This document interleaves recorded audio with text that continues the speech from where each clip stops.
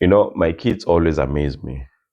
So whenever we're serving dinner, we're about to eat, they come up with these conditions. They want the mash, the rice, mafunupuchu, the gravy, the roasted chicken, lamb, or whatever beef we have. But they don't want the spinach or the cabbage. They just don't want the veggies. So I came up with a simple solution for them. The moment they start listing their preferences, I give them two options. So option one, if you want to eat, you eat everything on your plate. Option two, you can choose not to eat your veggies, but if you do, you forfeit the entire meal, meaning you go to bed without supper. And without fail, they always choose option one, the healthier option, which I love. So I often use this example in my trainings because I've noticed that many of us approach money the same way.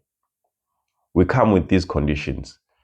We complain that our parents never laid a solid financial foundation for us.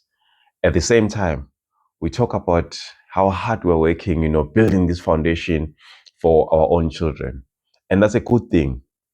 But then we look at someone who's building from a foundation that their parents laid for them.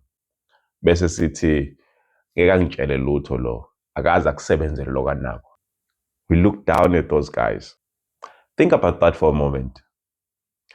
Isn't continuity what we're actually striving for? Isn't the goal to pass the baton rather than to drop it? You cannot spend your entire life trying to give your children a better footing in this life while despising those whose parents successfully gave them what you're hoping to give yours. You see, passing the baton is not unfair. It's actually the objective, and it's called continuity.